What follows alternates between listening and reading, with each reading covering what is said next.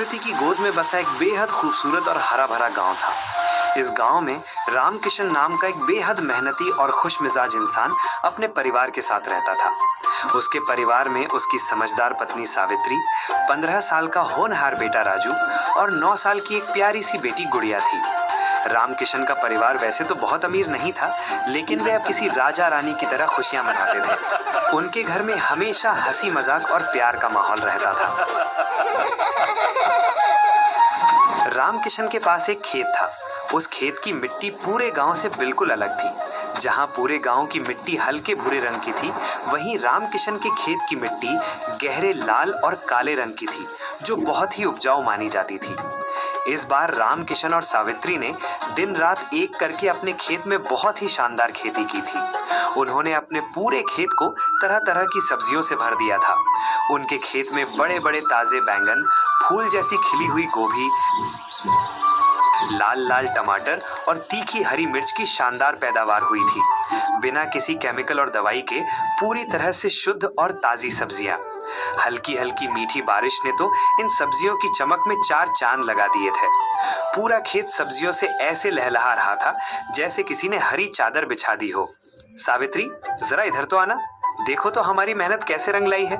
इस बार हमारी सब्जियों की खेती कितनी शानदार हुई है। मुझे तो लगता है कि पूरे गांव में किसी की भी खेती हमारी सब्जियों जैसी नहीं हुई होगी। बस एक हफ्ते की और बात है, फिर हम अपनी इन सब्जियों को बाजार में बेचेंगे। इस बार हमें बहुत ही अच्छा मुनाफा होगा। हाँ जी, आप बिल्कुल सच कह रहे हैं। हमारी इन ताजी सब्जियों को देखकर तो मेरी आंखें ही नहीं हट रही। इतनी अच्छी खेती तो मैंने आज तक नहीं देखी। सच में इस गांव में कोई भी हमारी जैसी सब्जियां नहीं उगा पाया है। ये सब आपकी और बच्चों की दिन रात की मेहनत का ही तो फल है। रामकिशन की इस शानदार खेती की चर्चा पूरे गांव में आग की तरह फैल गई थी। गांव के आस पड़ोस के लोग जब भी रामकिशन के खेत के पास से गुजरते तो उनके मुंह से तारीफों के पुल बंध जाते, लेकिन उनके दिलों में गहरी जलन की आग सुलग रही होती थी। अरे वाह रामकिशन भाई, क्या बात है, क्या बात है भाई। इतनी खचाखच भरी हुई खेती और इतनी हरी भरी सब्जियां मैंने तो अपनी पूरी जिंदगी में कहीं नहीं देखी। तुम तो रातों रात माला माल होने वाले हो भाई। ईश्वर करे तुम्हारी यह खेती ऐसे ही लहलहाती रहे। अरे नहीं दीनाबाद भाई, ये सब तो भगवान की कृपा और आप जैसे बड़ों का आशीर्वाद है। मिट्टी अच्छी थी तो सब्जियां भी अच्छी निकल आईं।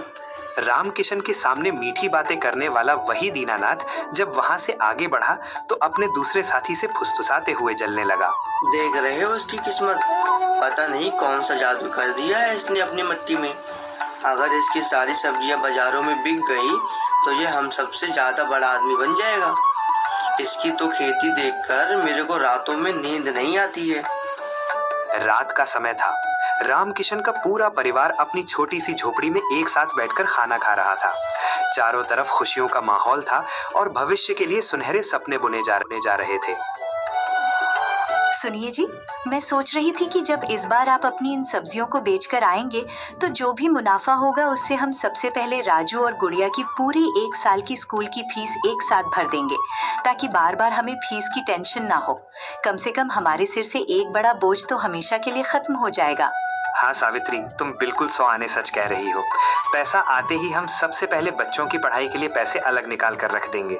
हमारी गुड़िया कल को बड़ी होगी, उसकी शादी की भी तो चिंता करनी है। हमें अभी से ही बचत करनी शुरू करनी होगी। पिताजी, मेरी भी एक बात सुनिए ना। जब आप इस बार अपनी सब्जियां बेचकर ढेर सारे पैसे लाएंगे ना, तो मेरे लिए बाजार से 5 नए कपड़े लेकर आना। मैं रोज बदल बदल कर पहनूंगी। गांव की लड़कियां मुझे चिढ़ाती हैं कि मेरे पास कम कपड़े हैं। मैं उन सबको अपने नए कपड़े दिखाऊंगी। अरे मेरी प्यारी गुड़िया, मेरी लाडो, ये भी कोई कहने की बात है। तो 5 कपड़ों की बात करती है। तेरा बाप तेरे लिए पूरे 10 नए और सुंदर कपड़े लेकर आएगा। तू बस खुश रहे मेरी बच्ची। एक तरफ जहां रामकिशन के घर में खुशियों के फूल खिल रहे थे, वहीं दूसरी तरफ रामकिशन के घर के ठीक बगल में एक बड़ा सा पक्का मकान था। ये मकान रामकिशन के सगे बड़े भाई भैरव का था। भैरव ने संपत्ति के बंटवारे के समय अपने बड़े होने का फायदा उठाकर ज्यादा और बड़ी जमीन अपने नाम कर ली थी। भैरव ने अपने पूरे बड़े खेत में सिर्फ आलू की खेती की थी। शाम के वक्त भैरव और उसकी चालाक पत्नी कमला अपने दालान में बैठे बातें कर रहे थे। कमला के पेट में रामकिशन की शानदार सब्जियों को देखकर दर्द उठ रहा था। देख रहे हो जी अपने छोटे भाई की तरक्की। पूरे गांव में सिर्फ उसी की सब्जियों की चर्चा हो रही है। उसने जो गोभी, टमाटर और बैंगन की खेती की है, उसे देखकर लोगों की आंखें फटी की फटी रह गई हैं। पूरा खेत खचाखच सब्जियों से भरा पड़ा है। मुझे तो लगता है कि इस बार वो गांव में सबसे ज्यादा मुनाफा कमाएगा और हमसे भी ज्यादा अमीर हो जाएगा। अरे तुम खामखा चिंता करती हो कमला। मेरी भी तो आलू की खेती बहुत ज्यादा हुई है। मेरा पूरा खेत आलू से भरा पड़ा है। वो 2 कौड़ी का मेरा छोटा भाई मेरे से ज्यादा मुनाफा थोड़ी कमा पाएगा। लेकिन हाँ, मुझे बस एक बात की टेंशन हो रही है कि बाजार में इस वक्त आलू की इतनी ज्यादा मांग नहीं है। आलू उगाने में आसानी तो होती है, लेकिन इसके पैसे कम मिलते हैं। पर कोई बात नहीं, वो मेरा छोटा भाई ही तो है। तुम ना बिल्कुल भोले हो। मेरी एक बात ध्यान से सुनो। अपने उस छोटे भाई से ना थोड़ा प्यार से बात किया करो। उसके घर आना जाना लगाए रखो। मीठा मीठा बोलकर उससे रिश्ता बना के रखो। कल को अगर उसकी सब्जियां बहुत महंगी बिकी तो कुछ पैसा अपनी तरफ भी तो आना चाहिए ना। मुसीबत के वक्त हम उससे पैसे मांग सकेंगे। अगर बोलचाल नहीं रखोगे तो कल को आलू सड़े या ना बिके तो कौन हमारी मदद करेगा। हाँ, तुम कह तो बिल्कुल सही रही हो कमला। मैं आज से ही उससे बातचीत बढ़ाता हूँ, उसे अपने प्यार के जाल में फंसा कर रखता हूँ, ताकि कल को अपना ही फायदा हो सके।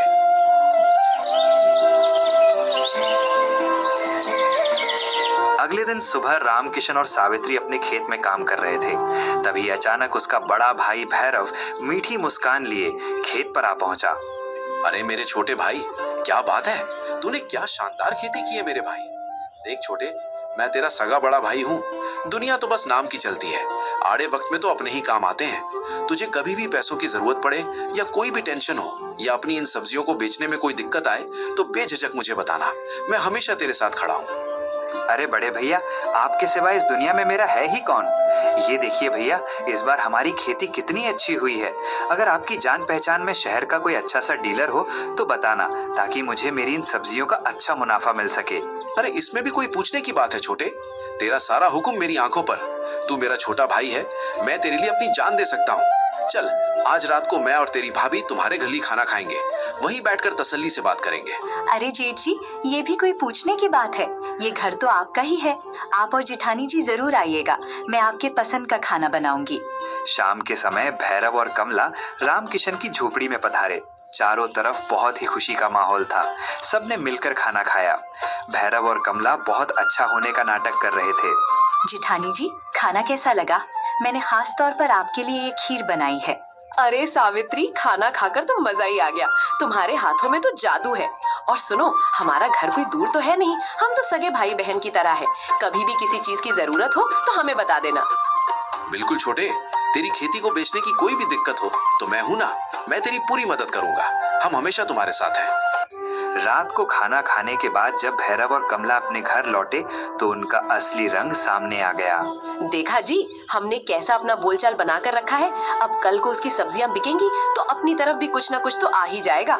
और अगर उसने हमें कुछ नहीं दिया ना तो हम उसकी खेती बर्बाद करके रख देंगे। आखिर तुम उसके बड़े भाई हो, हमारा भी उसकी कमाई पर हक बनता है। तुम इसकी चिंता मत करो कमला। मैं अपने भाई को फुसलाना बहुत अच्छी तरह जानता हूँ। जब वो अपनी सब्जियां बेचने जाएगा ना, तब मैं देखूंगा कि क्या करना है। तुम बस तमाशा देखो। कुछ दिन और बीत गए। अब रामकिशन की सब्जियों को काटने और बाजार ले जाने का समय आ गया था। रामकिशन बहुत खुश था।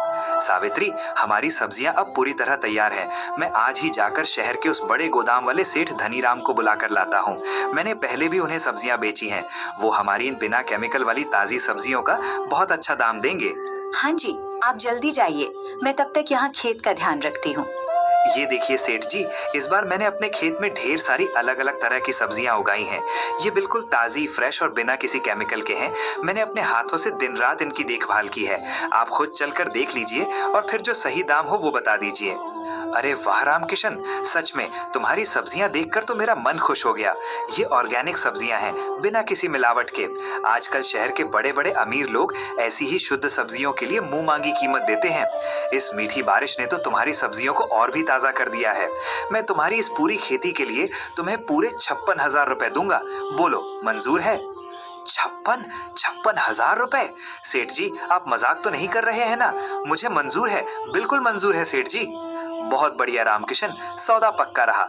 तुम बस 2 दिन और इन सब्जियों को खेत में रहने दो ताकि ये और अच्छे से पक जाएं। परसों मैं अपना बड़ा ट्रक लेकर आऊंगा और तुम्हारी सारी सब्जियां भरवा कर ले जाऊंगा और तुम्हें तुम्हारे 56,000 नकद दे दूंगा। रामकिशन खुशी से पागल हो रहा था। उसने ये खुशखबरी अपनी पत्नी को बताई, लेकिन बदकिस्मती से ये बात हवा की तरह उड़ते हुए भैरव की चालाक पत्नी कमला के कानों तक पहुंच गई। बात सुनते ही कमला के तन बदन में आग लग गई। तुम बस यहाँ हाथ पर हाथ धरे बैठे रहो। तुम्हें पता भी है कि तुम्हारे उस छोटे भाई ने क्या किया है? बाजार में तुम्हारे आलू की कीमत सिर्फ 9 रुपए किलो है। पूरा आलू बेचने के बाद भी तुम्हें 10,000 रुपए नहीं मिलेंगे। पता नहीं मेरा पाला किस बेवकूफ से पड़ गया है। अरे क्या हुआ, क्यों इतना चिल्ला रही हो? घर से बाहर भी तो नहीं निकलने देती मुझे। अरे कान खोल कर सुनो, तुम्हारे उस भोले दिखने वाले भाई ने शहर के सेठ धनीराम को अपनी पूरी सब्जियां 56,000 रुपए में बेच भी दी हैं। सोना पक्का हो गया है और तुम यहाँ मक्खियां मार रहे हो। उसने तुमसे एक बार भी नहीं पूछा। आखिर तुम उसके बड़े भाई हो, पर हमारे हाथ में तो 1 रुपया भी नहीं आएगा। क्या ये क्या बकवास कर रही हो तुम?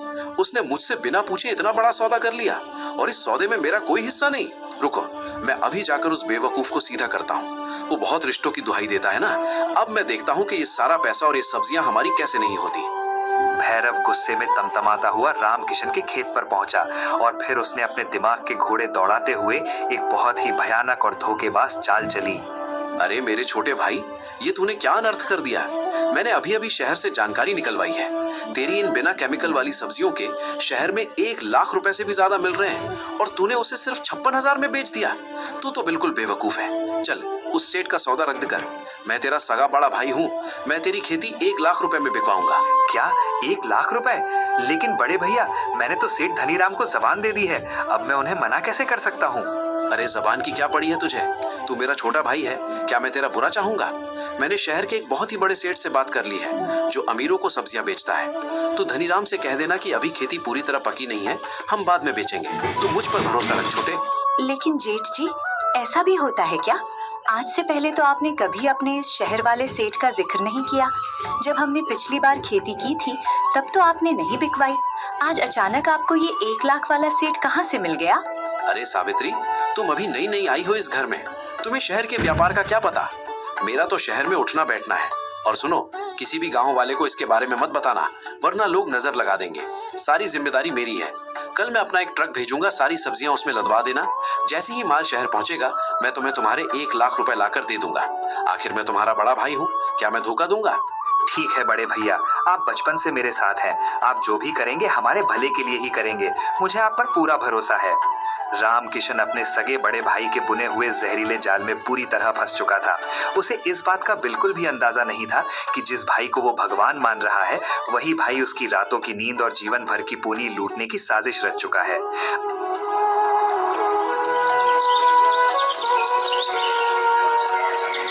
अगले ही दिन रामकिशन के खेत पर एक बड़ा सा ट्रक आकर रुका। रामकिशन ने अपने पूरे परिवार के साथ मिलकर अपनी खून पसीने की मेहनत से उगाई गई सारी ताजी सब्जियां उस ट्रक में लदवा दी। भैरव ने अपने एक जान पहचान वाले ट्रक ड्राइवर को भेजा था।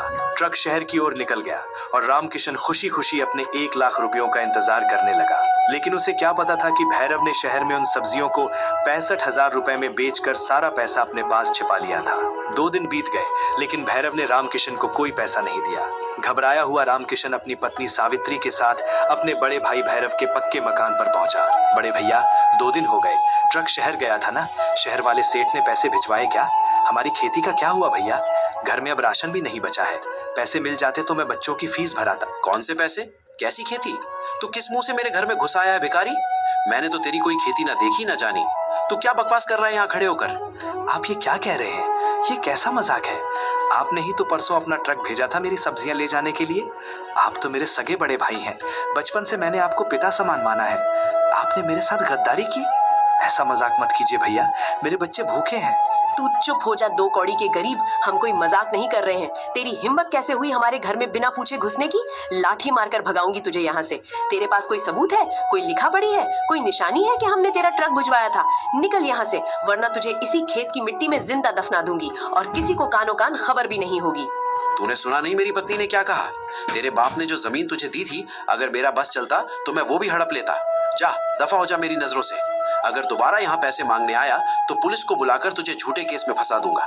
कह दूंगा कि तू हमारे घर में चोरी करने आया था, सारी जिंदगी जेल में सड़ेगा, भाग यहाँ से। रामकिशन और सावित्री के पैरों तले से जमीन खिसक गई। जिस बड़े भाई पर उसने आंख मूंद कर भरोसा किया था, उसने उसकी पीठ में छुरा घोंप दिया था। बिना किसी सबूत के वे कुछ नहीं कर सकते थे। अपमान की आग में जलता हुआ रामकिशन रोता हुआ अपने घर की ओर चल पड़ा। जब वे झोपड़ी में पहुंचे तो उदास रामकिशन को देखकर उसकी छोटी बेटी गुड़िया उसके पास आई। पिताजी, क्या हुआ? आप और माँ इतने उदास क्यों हैं? क्या आप मेरे नए कपड़े नहीं लाए? कुछ नहीं मेरी बच्ची, तुम्हारे पिताजी की थोड़ी तबीयत खराब है। तुम अपने भैया के साथ बाहर जाकर खेलो। दिन बीतते गए। रामकिशन के घर में उदासी का पहरा था। पाई पाई को मोहताज हो चुका रामकिशन का परिवार अब दाने दाने के लिए तरसने लगा था। स्कूल की फीस न भरने के कारण गुड़िया को स्कूल जाने से रोक दिया गया।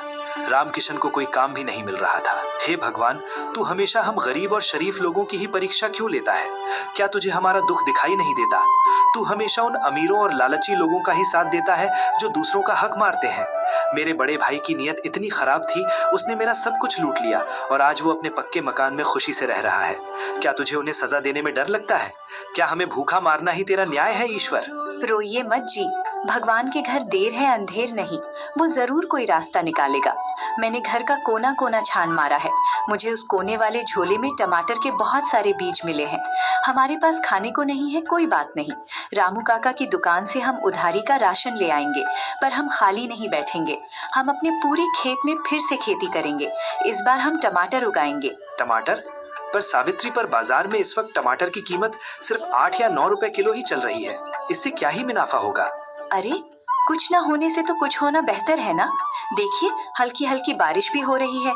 टमाटर की खेती के लिए ये मौसम बहुत अच्छा है। हम हिम्मत नहीं हारेंगे। रामकिशन और सावित्री ने फिर से दिन रात एक कर दिया। उधारी का खाना खाकर उन्होंने अपने पूरे खेत में टमाटर के बीज बो दिए। उनकी मेहनत रंग लाई। कुछ ही महीनों में उनका पूरा खेत लाल लाल बड़े बड़े और रसदार टमाटरों से भर गया। जब ये बात भैरव और कमला को पता चली, देख रहे हो जी अपने बेवकूफ भाई को, अब इसने टमाटर उगाए हैं।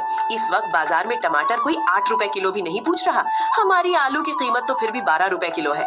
इसे टमाटर उगाने में कोई मुनाफा नहीं होगा। ये जिंदगी भर ऐसे ही सड़ता रहेगा। वैसे भी हमने इसके पैसे हड़प कर बहुत अकलमंदी का काम किया है। जब टमाटर की फसल पूरी तरह से तैयार हो गई तो रामकिशन हिसाब लगा रहा था कि उसे शायद 9,380 या ज्यादा से ज्यादा 10,000 रुपए ही मिलेंगे। वो उदास था, लेकिन कहते हैं ना, जब ऊपर वाला देता है तो छप्पर फाड़ कर देता है। अचानक देश भर में सब्जियों को लेकर एक बहुत बड़ी हड़ताल हो गई और जिन जगहों से टमाटर आते थे वहां भारी बारिश के कारण टमाटर की सारी फसल सड़ गई।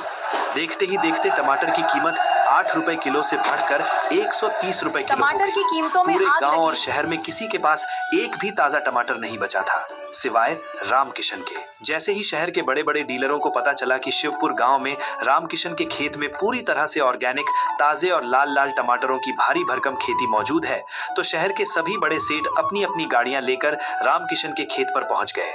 रामकिशन के खेत पर एक बहुत बड़ी नीलामी शुरू हो गई। रामकिशन भाई, मैं तुम्हारी इस पूरी टमाटर की खेती के लिए 4,50,000 रुपए नकद दूंगा। सारा माल मुझे दे दो। अरे 4 लाख क्या रामकिशन, तुम मुझे अपना सारा टमाटर दे दो। मैं अभी इसी वक्त तुम्हें 5 लाख रुपए दूंगा। सेठ 3, हटो सब पीछे। मेरे शहर में टमाटर की बहुत भारी मांग है। मैं पूरे 10 लाख रुपए दूंगा। रामकिशन और सावित्री अपनी आंखों पर विश्वास नहीं कर पा रहे थे। जो टमाटर कल तक 10,000 के थे, आज उनके लिए लाखों की बोलियां लग रही थीं। आखिरकार शहर के सबसे बड़े डीलर ने रामकिशन की वो पूरी ऑर्गेनिक खेती पूरे 14.5 लाख रुपए 14,50,000 रुपए में खरीद ली। रामकिशन रातों रात लखपति बन गया। भगवान ने उसकी आंसू भरी प्रार्थना सुन ली थी और माता लक्ष्मी साक्षात उसकी झोपड़ी में पधार चुकी थी। हे ईश्वर, तू धन्य है, तूने सच में कमाल कर दिया। सावित्री, देख हमारे पास कितने पैसे आ गए, 14.5 लाख। अब मेरी गुड़िया स्कूल जाएगी और मेरे राजू को किसी चीज की कमी नहीं होगी। रामकिशन ने सबसे पहले अपनी बेटी की पूरी स्कूल फीस जमा की और उसके लिए ढेरों नए कपड़े खरीदे। बहुत अच्छी लगेगी। ये कुर्ता कैसा है? अपने बड़े बेटे राजू को पढ़ाई करने के लिए एक शानदार नया मोबाइल फोन दिलवाया। पूरा परिवार अब एक बड़ा सा पक्का मकान और भी ज्यादा खेत खरीदने की तैयारी कर रहा था। लेकिन ये खबर भैरव और कमला के कानों में पिघले हुए शीशे की तरह गिरी। वे जलन के मारे पागल हो रहे थे। जी, क्या हम ऐसे ही हाथ पर हाथ धरे बैठे रहेंगे? उस 2 कौड़ी के इंसान के पास 14.5 लाख रुपए आ गए हैं। इतने पैसे तो हमने सपने में भी नहीं देखे। वो अकेला इतना सारा पैसा कैसे खा सकता है? मुझे ये खुशी बिल्कुल हजम नहीं हो रही। हमें कुछ भी करके उसके उन लाखों रुपयों में से अपना हिस्सा निकालना होगा। पर कैसे कमला? हमने तो उसे धक्के मारकर घर से निकाल दिया था। हमारी तो उससे बोलचाल तक बंद है। मेरे पास एक बहुत ही शानदार योजना है। जो 65,000 रुपए हमने उसकी पिछली सब्जियों के चुराए थे ना, उसमें से 60,000 रुपए हम उसे वापस लौटा देंगे। हम उसके घर जाकर नाटक करेंगे कि हमें वो शहर वाला ट्रक ड्राइवर मिल गया था जिसने पैसे चुराए थे। जब हम उसे उसके पुराने 60,000 वापस देंगे तो वो मूर्ख फिर से हम पर विश्वास कर लेगा और फिर हम उससे कहेंगे कि चलो मिलकर खेती करते हैं। तुम अपने 14.5 लाख में से 7 लाख रुपए हमें दे दो, हम दोनों भाई मिलकर एक बड़ा खेत खरीदेंगे। एक बार वो 7 लाख हमारे हाथ आ गए तो हम फिर से उसे लात मार देंगे। वाह कमला वाह, क्या शातिर दिमाग पाया है तूने। वो भावुक बेवकूफ बचपन से मेरी हर बात मानता है। वो अपनी पुरानी खेती के पैसे देखकर इतना खुश होगा कि खुशी खुशी अपने 7 लाख रुपए मेरे हाथों में रख देगा। चल अभी चलते हैं। 60,000 रुपए लेकर भैरव और कमला रामकिशन के घर पहुंचे। रामकिशन का 15 साल का बेटा राजू कमरे के एक कोने में अपने नए मोबाइल फोन से कुछ कर रहा था। भैरव ने बहुत ही मासूम सा चेहरा बनाकर रामकिशन को वो पैसे थमा दिए। मेरे छोटे भाई, मुझे माफ कर दे। असल में उस दिन वो शहर वाला ट्रक ड्राइवर तेरा सारा माल और पैसा लेकर भाग गया था। मैं इतने महीनों से उसी को ढूंढ रहा था। आज जैसे ही वो मुझे मिला, मैंने उससे तेरे पैसे छीन लिए। ये ले तेरे 60,000 रुपए। मैं तो बचपन से तुझसे बहुत प्यार करता हूँ छोटे। मैंने सोचा है कि अब हम पुरानी बातें भुला देते हैं। तेरे पास जो 14 लाख रुपए आए हैं, उसमें से 7 लाख रुपए तू मुझे दे दे। हम दोनों भाई मिलकर एक बहुत बड़ा खेत खरीदेंगे और पूरे गांव पर राज करेंगे। अरे जेठ जी, आपने ये सब बताकर बहुत अच्छा किया। हम तो समझ रहे थे कि आपने हमारे साथ गद्दारी की है। हम 7 लाख तो क्या, अपना सब कुछ आपको देने को तैयार हैं। लेकिन क्या सावित्री? लेकिन जेठ जी, हमें एक बात खटक रही है। गांव के लोग कहते हैं कि वो ट्रक वाला नहीं भागा था, बल्कि आपने ही लालच में आकर वो पैसा हड़प लिया था। हम आपको 7 लाख रुपए तभी देंगे जब आप अपने मुंह से पूरा सच बोलेंगे। अगर आपने सच में वो पैसे हड़पे थे और अब आपको पछतावा है, तो आप खुद अपने मुंह से बता दीजिए। एक बार आप अपनी गलती मान लेंगे तो मैं तुरंत अंदर से 7 लाख रुपए लाकर आपके हाथों में रख दूंगी। 7 लाख रुपए का नाम सुनते ही भैरव और कमला के मुंह में पानी आ गया। उन्हें लगा कि सच बोलने से अगर 7 लाख मिल रहे हैं तो इसमें क्या हर्ज है। वैसे भी वे अकेले कमरे में ही तो हैं। हाँ सावित्री, सच कहूँ तो उस दिन हम तुम्हारे पैसों के लालच में आ गए थे। हमने ही वो 56,000 का सौदा तोड़कर तुम्हारी सब्जियां बिकवाई थी और सारे पैसे हड़प कर तुम्हें घर से निकाल दिया था। हमें माफ कर दो। हाँ छोटे, मैंने ही तेरे साथ धोखाधड़ी की थी। तेरे वो पैसे मेरे ही पास थे, मैं ही उन्हें खा गया था। कोई ट्रक वाला नहीं भागा था। बस हो गई तसल्ली। अब जा सावित्री, जल्दी से अंदर से वो 7 लाख रुपए लेकर आ। मैं 20 मिनट यहीं बैठा हूँ। ठीक है, आप बस 20 मिनट यहीं बैठिए जेठ जी। मैं अभी आपको आपकी सजा, मेरा मतलब है आपका हिस्सा देती हूँ। 7 लाख रुपए के लालच में भैरव और कमला 20 मिनट तक वहां बैठे रहे। तभी अचानक घर के बाहर पुलिस की जीप का सायरन बजा और 2 पुलिस इंस्पेक्टर घर के भीतर घुस आए। उन्हें देखकर भैरव और कमला के पसीने छूट गए। पुलिस? पुलिस? छोटे, ये पुलिस यहाँ क्या कर रही है? पुलिस तुम्हें तुम्हारे पापों का फल देने आई है जेठ जी। मेरा बेटा राजू पिछले 20 मिनट से अपने इस नए मोबाइल फोन का वीडियो कैमरा चालू करके खड़ा था। तुमने अपने ही मुंह से जो हमारी खेती लूटने, पैसे हड़पने और हमें जान से मारने की धमकी दी है ना, वो सब इस मोबाइल में रिकॉर्ड हो चुकी है। भैरव, तुम्हारे खिलाफ अपने ही सगे भाई की संपत्ति लूटने, धोखाधड़ी करने और जान से मारने का पक्का सबूत हमें मिल गया है। अब तुम और तुम्हारी ये चालाक पत्नी दोनों कम से कम 7 साल के लिए जेल की रोटियां तोड़ोगे। चलो दोनों जीप में बैठो। पुलिस भैरव और कमला को घसीटते हुए जेल ले गई, जहां उन्हें 7 साल की कड़ी सजा मिली। वहीं दूसरी ओर रामकिशन ने अपने 14.5 लाख रुपयों से गांव का सबसे बड़ा पक्का मकान और सबसे उपजाऊ खेत खरीदा। भगवान ने रामकिशन की अटूट मेहनत और सच्चाई का उसे ऐसा फल दिया कि वो अपने पूरे परिवार के साथ हम